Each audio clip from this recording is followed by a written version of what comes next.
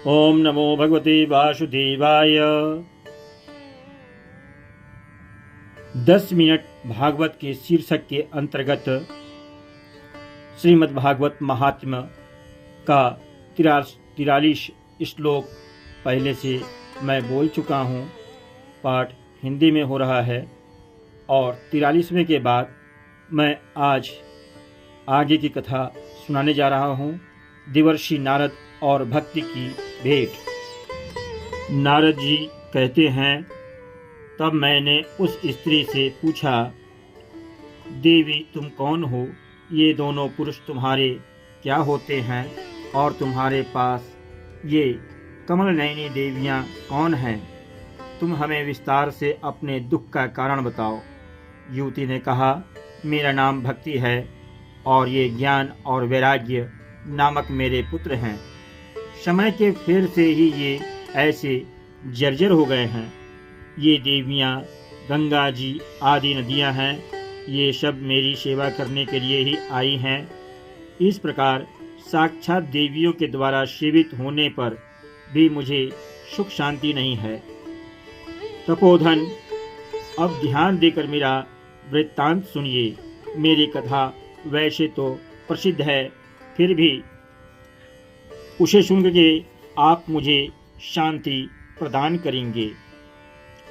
मैं द्रविड़ देश में उत्पन्न हुई, कर्नाटक में बढ़ी, कहीं कहीं महाराष्ट्र में सम्मानित हुई, किंतु गुजरात में मुझको बुढ़ापे ने आ घेरा।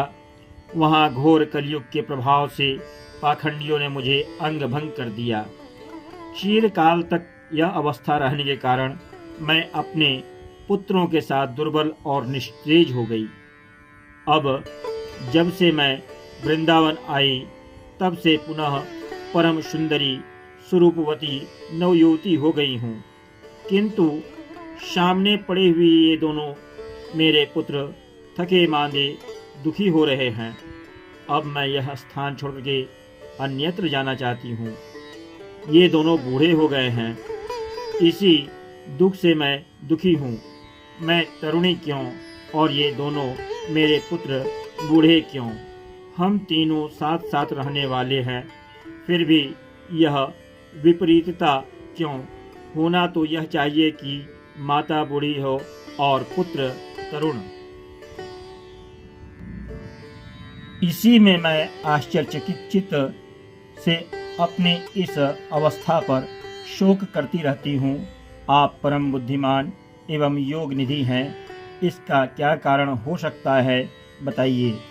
नारद जी ने कहा, साध्वी, मैं अपने हृदय में ज्ञान दृष्टि से तुम्हारे संपूर्ण दुख का कारण देखता हूँ।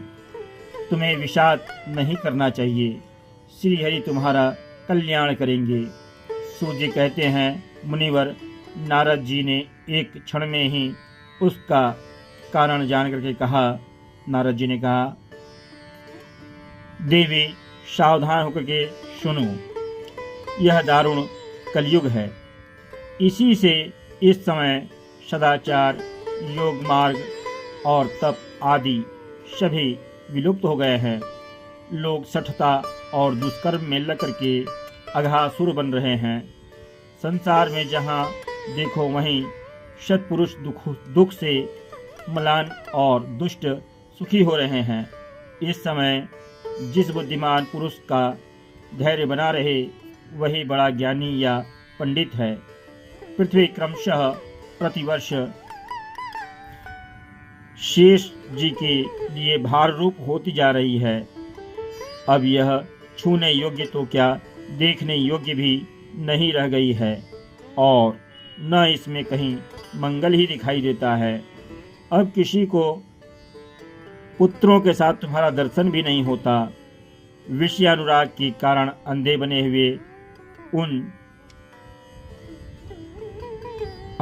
हुए जीवों से उपेक्षित होकर के तुम जर्जर हो रही थी। वृंदावन के संयोग से तुम फिर नवीन तरुण हो गई हो। अतः यह वृंदावन धन्य है, जहाँ भक्ति सर्वत्र नित्य कर रही है। परंतु तुम्हारे इन दोनों पुत्रों का यहाँ कोई ग्राहक नहीं है, इसलिए इनका बुढ़ापा नहीं छूट रहा है। यहाँ इनको कुछ आत्मसुख भगवत स्पर्श जनित आनंद की प्राप्ति होने के कारण ये सोते से जान पड़ते हैं। भक्ति ने कहा, राजा परीक्षित ने इस पापी कलयुग को क्यों रहने दिया? इसके आते ही सब वस्तुओं का सार न जाने कहाँ चला गया। करुणामय श्री हरि, यह अधर्म कैसे देखा जाता है? मुने, मेरा यह संदेह दूर कीजिए। आपके वचनों से मुझे बड़ी शांति मिली है। नारद जी ने कहा, बाले, यदि तुमने पूछा है तो प्रेम से सुनो। कल्याणी, मैं तुम्हें सब बताऊंगा और तुम्हारा दुख दूर हो जाएगा। जिस दिन भगवान श्री कृष्ण इस भूलोक को छोड़ करके अपने परम धाम को पधारे, उसी दिन से यहाँ संपूर्ण साधनों में बाधा डालने वाला कलयुग आ गया। दिग्विजय के समय राजा परीक्षित की दृष्टि पड़ने पर कलयुग दीन के समान उनकी शरण में आया और भ्रमण के समान शारग्राही राजा ने यह निश्चय किया कि इसका वध मुझे नहीं करना चाहिए, क्योंकि जो फल तपस्या, योग एवं समाधि भी नहीं मिलता, कलयुग में वही फल श्री हरि कीर्तन से ही भली भांति मिल जाता है। इस प्रकार सारहीन होने पर भी उसे इस एक ही दृष्टि से सार युक्त देख करके उन्होंने कलयुग में उत्पन्न होने वाले जीवों के सुख के लिए ही इसे रहने दिया। इस समय लोगों के कुकर्म में प्रवृत्ति होने के कारण सभी वस्तुओं का सार निकल गया है और पृथ्वी के सारे पदार्थ बीजहीन भूसे के समान हो गए हैं। ब्राह्मण केवल अन्न धनादि के लोभवश घर घर एवं जन जन को भागवत की कथा सुनाने लगे हैं। इसीलिए कथा का सार चला गया है। तीर्थों में नाना प्रकार के अत्यंत घोर कर्म करने वाले नास्तिक और नारकी पुरुष भी रहने लगे हैं, इसलिए तीर्थों का भी प्रभाव जाता रहा। जिनका चित्त निरंतर काम, क्रोध, महान लोभ और तृष्णा से तपता रहता है, वे भी तपस्या का ढोंग करने लगे हैं। इसलिए तप का भी सार निकल गया है। मन पर काबू न होने के कारण तथा लोभ, दम और पाखंड आश्रय लेने के कारण एवं शास्त्र का अभ्यास न करने से ध्यान योग का फल बैठ गया है। पंडितों की यह दशा है कि वे अपनी स्त्रियों के साथ पशु की तरह रमण करते हैं।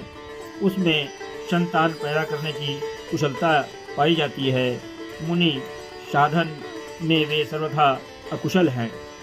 संप्रदाय के अनुसार प्राप्त हुई वैष्णवता भी कहीं देखने में नहीं आती। इस प्रकार जगह जगह सभी वस्तुओं का सार लुप्त हो गया है।